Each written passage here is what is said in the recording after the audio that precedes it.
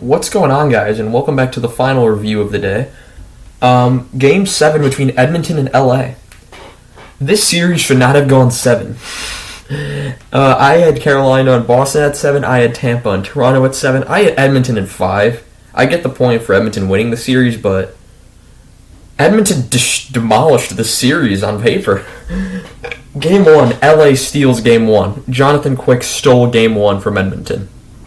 LA wins that one 4-3. Sorry about that. So yeah, Jonathan Quick absolutely steals Game 1 from Edmonton as LA wins 4-3 on a late goal that Philip Deneau would score. Was it Philip Deneau? I think it was Philip Deneau. Game 2, Edmonton shows why it was a fluke and wins 6-0.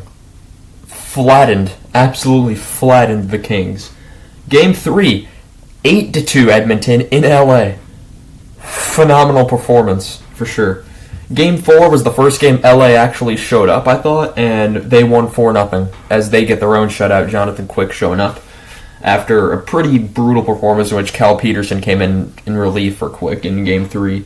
So the series at this point should have been 3-1. It should have been 3-0, and then Game 1 just got away from them. But Game 5, very close game. This was the closest out of all the games.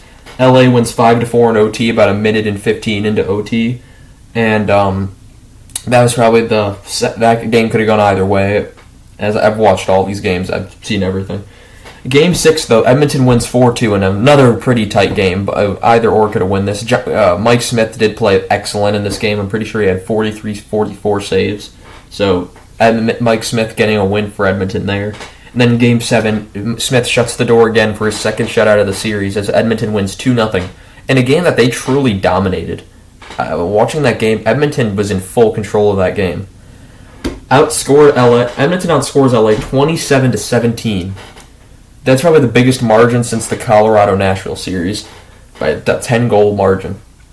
So, and also a lot of goals in the series.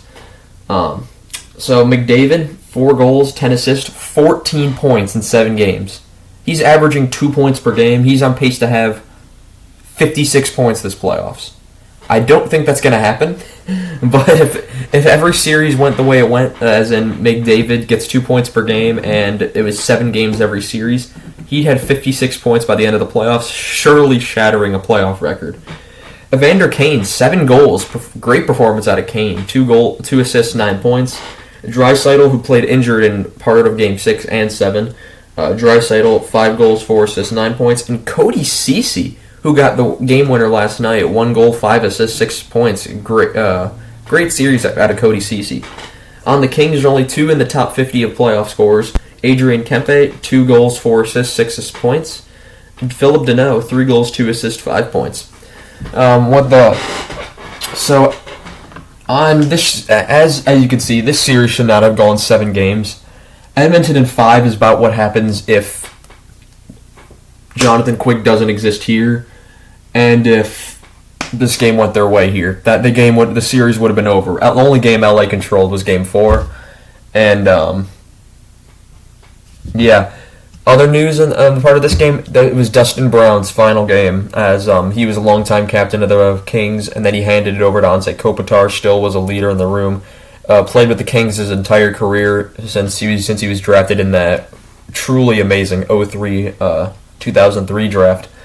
And those guys from the 2003 draft are dropping like flies. You had Patrick Marleau retire a few days ago. Now you have Dustin Brown. Marleau was drafted in like 96, maybe 97.